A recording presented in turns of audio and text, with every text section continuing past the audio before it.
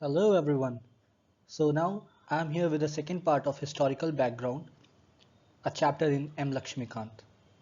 So if you haven't watched our first part, then please make sure that you have watched the first part. The video of the link is in description box. In the first part we have discussed the company rule, and in this we are going to discuss the crown rule, which was from 1858 to 1947, and we are going to discuss the Government of India Act 1858, Indian Council Act of 1861, 1892, and Indian Council Act of 1909, and the Government of India Act 1919, which is also known as Montagu-Chelmsford Reform and Simon Commission Report, Communal Award, Government of India Act 1935, and Indian Independence Act of 1947. Now we are going to study the Government of India Act 1958. So this significant act was enacted in the wake of the revolt of 1857, which is also known as the, yes, exactly, the first war of independence or the Sepoy Mutiny. So this act is also known as the Act of Good Governments, which abolished the East India Company and transferred the power of government, territories and revenue to the British Crown. So the key feature of this act was that it abolished the East India Company. All powers, territories, revenues were transferred to the British Crown. The Governor General became the Viceroy of India, and he is the one who is going to represent the Crown directly in India. So Lord Canning was the first Viceroy of India, and it also abolished the dual government. So the Board of Control and Court of Directors in London were abolished with this act. And the Government of India Act 1858 also created the Office of the Secretary of States. So the member of the British cabinet were fully responsible for Indian affairs, and they are the one who are going to exercise the supreme control over Indian administration, and they are completely responsible to the British Parliament. It also established a 15-member Council of India. So they are those 15 members are going to advise the Secretary of States. So the Secretary of State is the chairman of the council, and the council consists of total 16 members, 15 advisors, and one is the secretary. And it made the Secretary of State in council a body corporate. It empowered them to sue or to be sued in both India or England. So after the Great Revolt of 1857, the British government felt the necessity of seeking the cooperation of Indians in the administration of their country. So in pursuance of this policy of association, this act was passed. So it passed after the revolt of 1857 and marked the beginning of political association of Indians with British government, aimed at seeking India's cooperation in administration. And the key features of this act was it introduced Indians into the Legislative Council. For the first time, Indians were nominated to the Viceroy Legislative Council, and in 1862, Lord Canning nominated Raja of Banaras, Maharaja of Patiala, and Sir Dinkar Rao. These eminent personalities were the friend of Lord Canning. So Lord Canning is going to nominate, but obviously the Viceroys will nominate someone whom he know very well. So he nominated these eminent personalities in 1862, and with this act, the decentralization begins. So the legislative power restored to Bombay and Madras presidencies, which were taken away, and it reserves centralization trend started in 1773 and peaked in 1833. So it was a first step towards provincial autonomy, and the another thing is the provincial provision for new legislative councils. So new councils were to be formed, like in 1862 Bengal, and in 1886 northwestern provinces were formed, and in 1897 Punjab provinces were formed. This act also gave recognition to the portfolio system.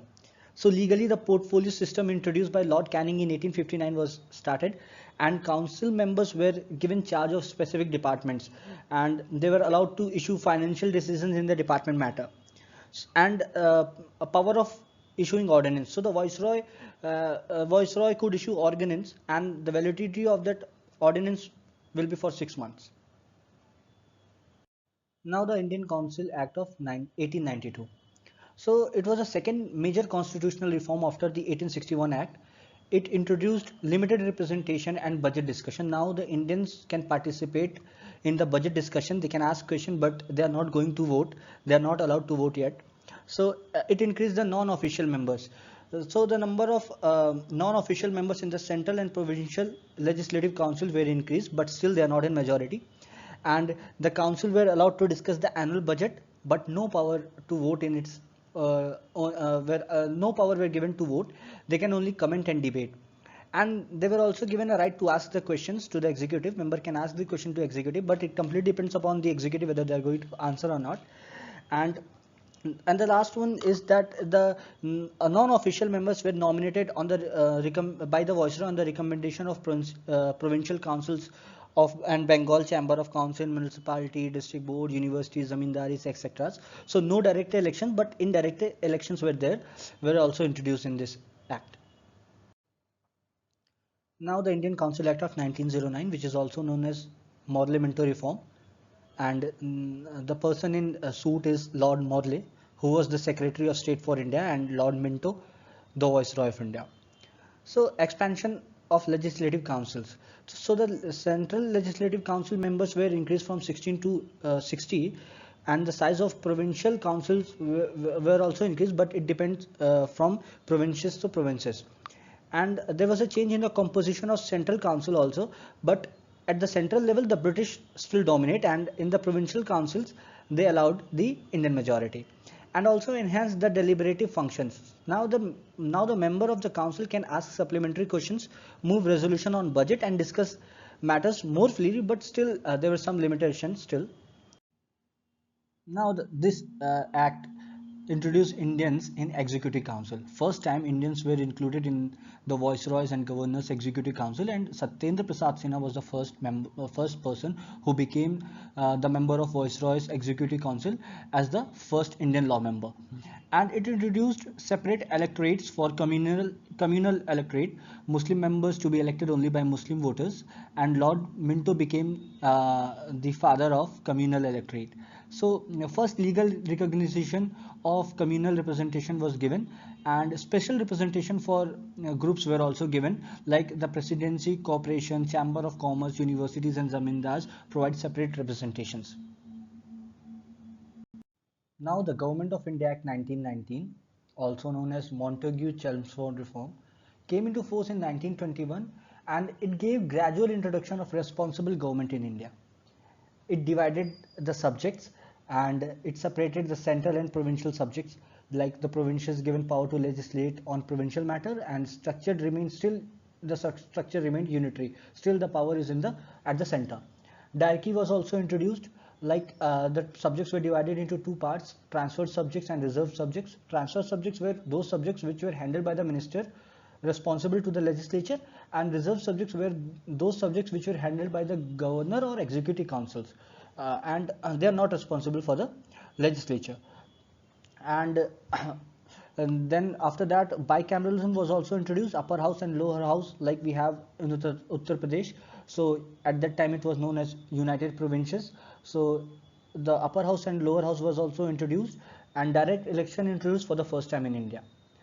And this was the act which introduced direct election, and also introduced Indian representation in Viceroy's Executive Council. 3 out of 6 member has to be Indian, and like for example Satyendra Prasad Sinha, the law member of the Viceroy's Executive Council. This act also extended the communal representation. Separate electorates were also now given to Sikh, Indian Christian, Anglo-Indians, Europeans, etc. And it also limited franchise. Voting rights were based on property ownership, tax payment, education.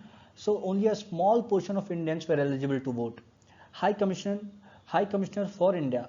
So new office created to represent India in Britain, took over some duties from Secretary of States. So the High Commissioner, who is going to sit in London, will now act in some places. He is going to act as the Secretary of State for India.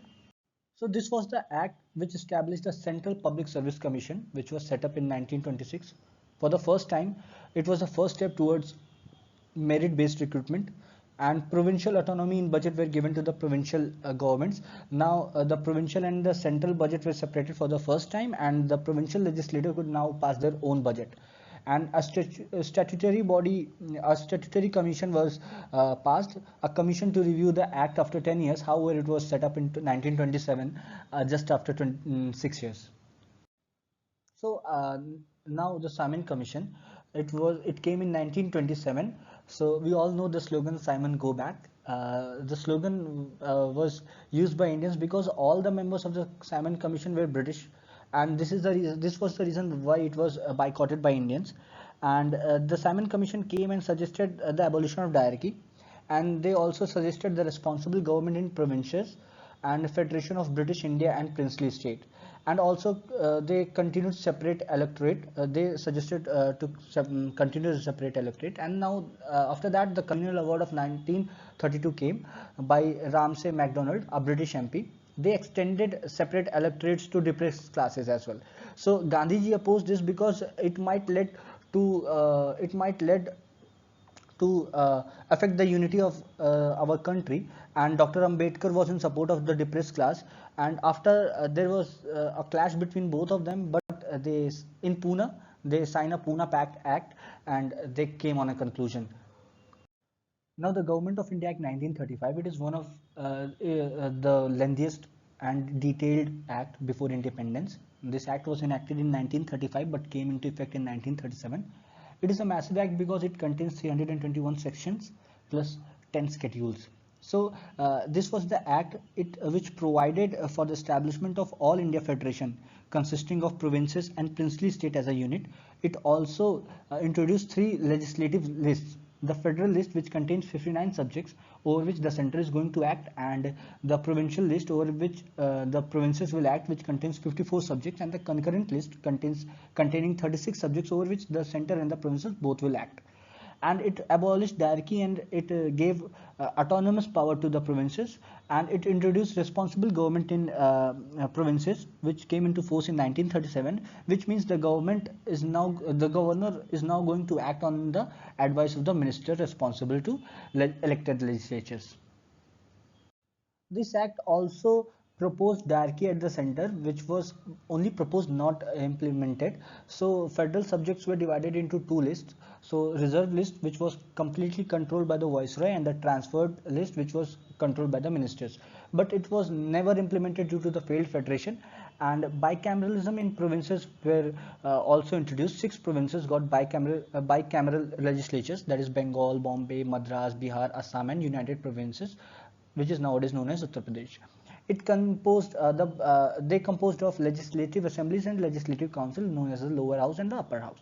It also extended the communal representation. So separate electorates were given to scheduled caste, women, laborers, Anglo-Indians, Muslim, etc. Franchise extended means the voting right was also extended. About 10% of the population got the right to vote based on the property, tax, and education. And abolished the Council of India Act 1858. So the Secretary of State now advised by a team of advisors, not the Council of India. And the creation of institutions like the RBI, Reserve Bank of India, was established in 1935. Federal Public Service Commission, FPSC, was also established. Provincial Public Service Commission, PPSC, Joint Public Service Commission for 2 or more provinces were also created, and Federal Court of India established in 1937. So Federal Court of India, which is nowadays known as the Supreme Court of India, was also established in 1937. After that, the Indian Independence Act 1947, which was passed on 18 July 1947 and came into effect on 15th of August 1947. It was completely based on Mountbatten Plan. So, and it ended the British rule and created two independent dominion, which is India and Pakistan. So it was the end of British rule, declared India as an independent and sovereign state from 15th of August 1947, and it created two dominion, India and Pakistan. So this was the act which abolished the office of viceroy, each dominion to have a governor general appointed by the British Crown on advice of Dominion Cabinet. This was the act which gave power to the Constituent Assembly, empowered to frame and adopt any constitution, repeal any British law, including the Indian Independence Act itself. And the sovereign, it also provides sovereign legislative powers. Assembly of both dominion could legislate independently. No British law after 15th of August 1947 would apply unless adopted by the Dominion legislature. So none of the act which was passed by the British government is going to be would be applied on India after 15th of August 1947. If it will be applied on India if it is adopted by the Dominion legislatures. So the Secretary of State of India was also abolished. His function functions transferred to the Secretary of State for Commonwealth Affairs.